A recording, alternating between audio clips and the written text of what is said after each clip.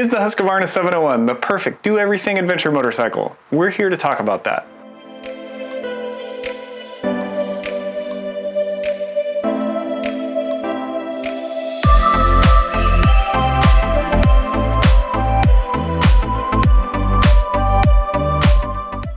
We'll start off by saying there's no such thing as a perfect motorcycle, but there is such thing as a perfect adventure. And with the right mindset, any motorcycle can make the perfect adventure.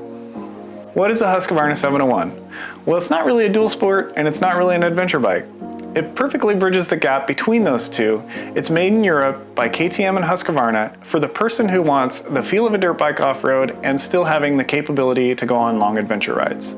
So for me personally, I've owned my 701 for over 2 years and 17,000 miles of fun. This has given me the unique opportunity to learn the strengths and weaknesses of the bike, as well as what aftermarket parts are available to make it a better adventure bike. So one of the big questions that comes up, is this a perfect adventure bike? Well, I think that depends on your expectations. It's neither a light, fun dual sport on the trails, nor is it the best at highway comfort like a big adventure bike. It's kind of a compromise between the two. It's a little heavier than a dual sport, but also at the same time, it's capable of highway speeds.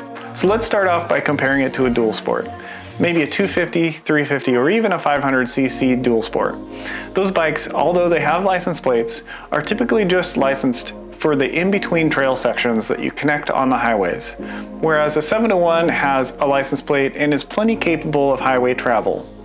Now, those dual sport bikes are going to be light, nimble, and fun. They have great suspension usually for the off-road riding. 701 also has pretty good suspension, and it's good at off-road riding, but not quite as capable at that tight trail work that you would find on a dual sport. So let's talk about highway performance. Most of the small dual sports really aren't designed for long highway trips. Seats are hard and skinny and really designed for off-road riding. There's no wind protection, and the cockpit is pretty cramped on a dual sport. Really not that comfortable on the highway for long periods of time. And they're really not designed for that. The license plate is there for connecting between trails, and that's about it. With the 701, the cockpit is a little bit more open. Aftermarket windscreens are available for more comfort, as well as a more comfortable seat if you're into that. So something else to think about is maintenance intervals. Some of the smaller dual sports have pretty frequent oil changes and valve adjustments, some as frequent as 15-hour oil changes. With the 701, the valve adjustment and oil change interval is actually 6,200 miles, which is pretty generous compared to most dual sports. Highway travel is something you'll need to consider if you're looking at a dual sport bike for more adventure travel. The 701 is comfortable cruising at 75 miles an hour and even passing at that speed, whereas some of the smaller dual sports will even struggle to get to 75. Luggage carrying capacity is also something to think about. The smaller dual sport bikes, because of their lighter weight, usually aren't quite as capable at carrying full camping gear and all the things that you need for an adventure type trip. With the 701, you shouldn't have any problems carrying up to 50 pounds of camping gear. So we've compared the bike to a dual sport. Let's transition and talk about how the bike compares to an adventure bike, something like a BMW 850 GS or KTM 790. With those bikes, you're going to find that they have a little bit less cramped cockpit, more wind protection, and more highway comfort on the highway for long periods of time.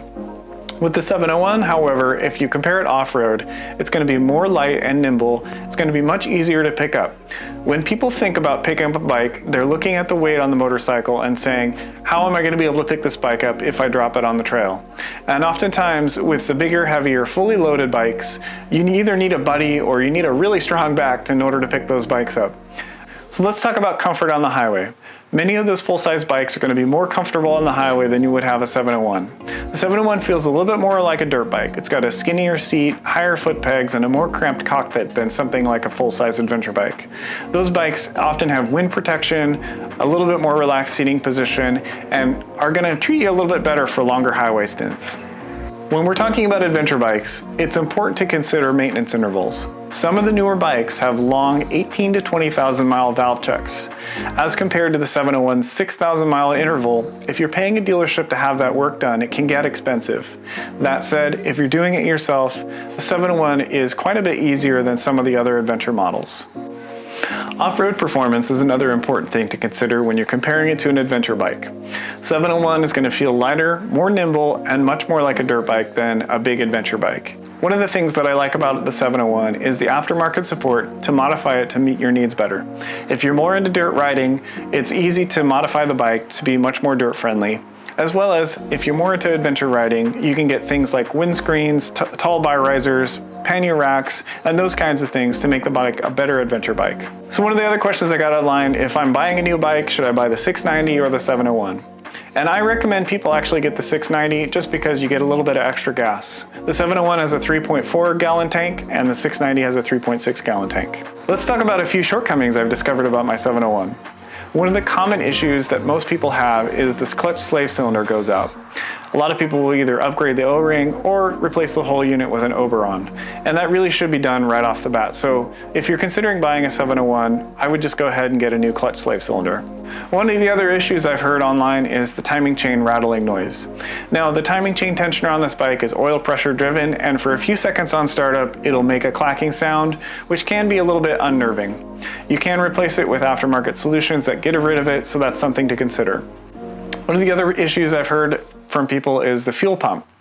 Sometimes they'll go out. It's a good idea if you're traveling around the world to carry a spare one, and also plan on changing the fuel filter maybe every 10 or 12,000 miles. One of the other issues with the bike is the front forks. Now, the earlier models had the WP4CS forks, which can be a little bit harsh. This can be tuned out, so I recommend if you have one of those bikes to take it into your suspension tuner, have them adjust that. The newer models switched the WP Explorer 48 forks, and those are quite a bit better. So if you're looking at a new bike, this is a non-issue. The last potential issue I'll tell you guys about is with the seat height.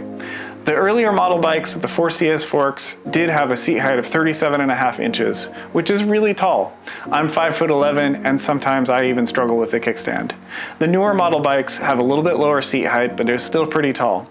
If you're a shorter statured rider, you might consider either a different bike or lowering the bike with some various options. So in conclusion, if you're an adventure bike rider that wants to do more technical off-road riding and you're open to a relatively tall seat height, the 690 or 701 could be an excellent choice for your adventure travels. Conversely, if you're coming from a small bike background, wanting to incorporate longer highway stretches, but you're hesitant about the weight of the big adventure bikes, this might be the bike for you. And if you're like me, who's owned a KLR 650 and a DR 650 and found the performance lacking, this is a step up in performance while maintaining the nimbleness and feel of a dirt bike off-road. So thank you so much for watching the video. It's been really fun to do a video about this bike. I've really enjoyed owning and riding this bike over the last 2 years, and I hope you guys have thoughts. If you do, leave them in the comments below. Also give the video a like. And while you're at it, make sure you subscribe to the channel. We're trying to get to 1,000 subscribers and we're getting closer and closer, so please do subscribe to the channel. Thank you so much for watching.